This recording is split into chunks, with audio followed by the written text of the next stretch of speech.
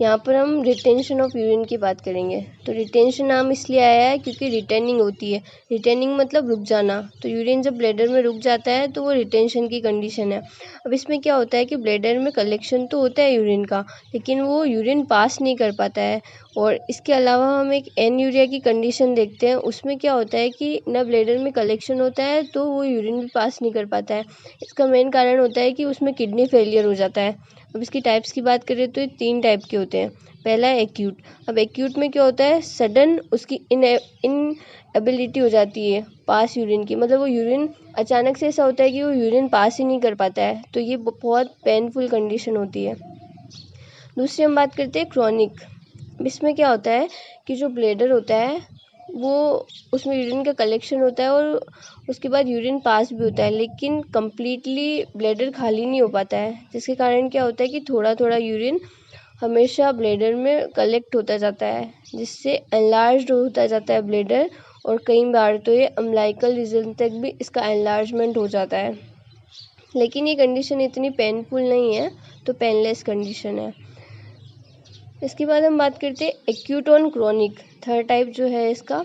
इसमें क्या होता है कि पेशेंट जो है में क्रॉनिक रिटेंशन की कंडीशन होती है, लेकिन क्या होता है कि उसी के साथ साथ उसमें एक्यूट रिटेंशन की कंडीशन भी आ जाती है। मतलब अचानक से उसका यूरिन पास होना बंद हो जाता है और रिटेन होने लगता है ब्लैडर में। तो इससे क्या होता है कि पहले ब्लैडर क्रोनिक रिटेंशन के कारण थोड़ा सा भरा हुआ था, और जब एक्यूट रिटेंशन और उसमें ऐड हुआ तो वो कम्प्लीटली फुल हो गया। ठीक है, इसके बाद ये जो कॉज करेगा टेरिबल पेन कॉज करेगा। अब हम इनके कोजेज़ की बात करते हैं तो मेन कोज तो इसका पहला है मैकेनिकल कोज। मैकेनिकल कोज मेनली ना ऑब्स्ट्रक्शन के कारण होता है।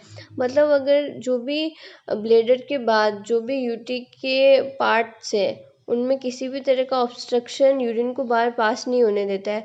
तो पहला हम देखते हैं कि ब्लैडर रिलेटेड क्या डिजीज़ है जो रिटेंशन कोज करेंगे।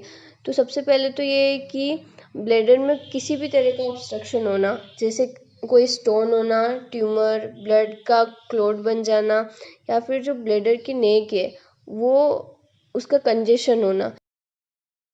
अब है कि यूरेथ्रा में किसी तरह का ऑब्स्ट्रक्शन होना स्टोन के कारण, फॉरेन बॉडी के कारण, या फिर कोई भी कॉन्जेनाइटल डिफॉर्मिटी होना उसमें, या उसमें इन्फ्लामेशन, या जो यूरिथ्रल स्ट्रक्चर हो जाना या रप्चर, ये सभी रीज़न होंगे जो रिटेंशन को कॉज करेंगे। मेल्स में क्या होता है कि यूरेथ्रा के सराउंडिंग प्रोस्टेट होता है, तो इसमें किसी भी तरह का ऑब्स्ट्रक्शन जो है वो रिटेंशन कॉज कर सकता है। फिमोसिस की कंडीशन में क्या होता है कि जो फोर स्किन होती है पेनिस की, उसका रिट्रैक्शन नहीं हो पाता है। तो कई बार ये फोर स्किन जो है इन्फ्लाम्ड रहती है, तो ये रिटेंशन कॉज कर सकता है। अब बात करते हैं न्यूरोजेनिक कॉजेज़ की। इसमें क्या होता है कि जो ब्लैडर की नर्व सप्लाई है, पुडेंडल और हाइपोगैस्ट्रिक नर्व, ये दोनों स्पाइनल कोड की ब्रांचेज है, उसका डेरिवेशन है। तो इन दोनों में कोई भी डिजीज़ या फ्रैक्चर होना रिटेंशन को कॉज करेगा। कुछ ड्रग्स है जो रिटेंशन को कॉज करते, स्मूथ मसल रिलैक्सेंट होते हैं जो क्या करेंगे, रिलैक्सेशन कराएंगे। दूसरा है ट्रैंक्विलाइज़र, ये भी सीएनएस का डिप्रेशन कराएंगे, सेडेशन कराएंगे और रिलैक्सेशन कराएंगे।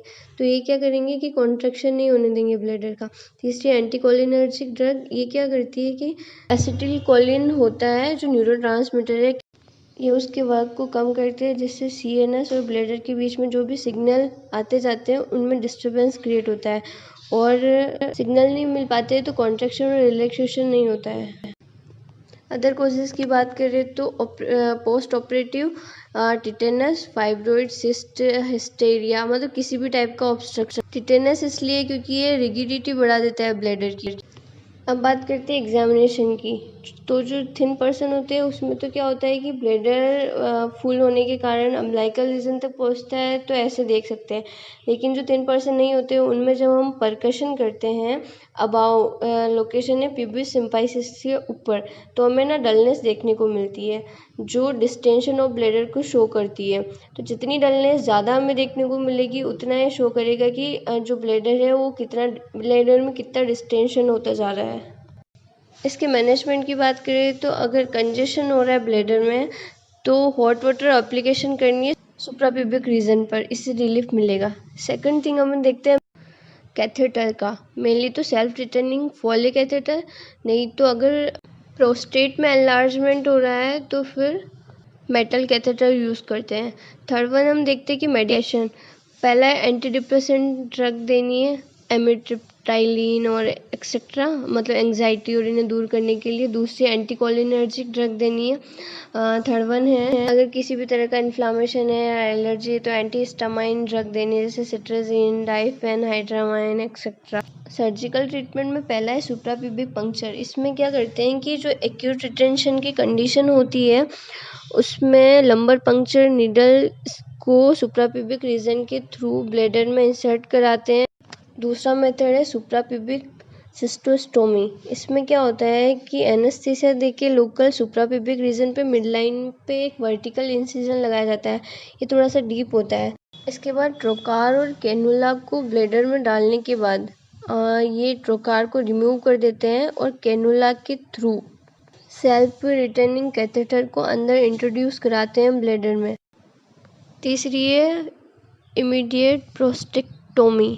इसमें क्या करते हैं कि अगर प्रोस्टेट का एनलार्जमेंट बहुत ज़्यादा है कैंसर की वजह से तो उसे निकाल देते हैं बाहर। और फोर्थ वन आता है यूरेथ्रल इंस्ट्रूमेंटेशन। इसमें क्या होता है कि जो यूरेथ्रल स्ट्रक्चर वाली कंडीशन होती है उसमें डायलेटेशन किया जाता है। तो हमने यहाँ रिटेंशन ऑफ यूरिन का लगभग सारा पार्टीशन कवर अप कर लिया है। So thank you.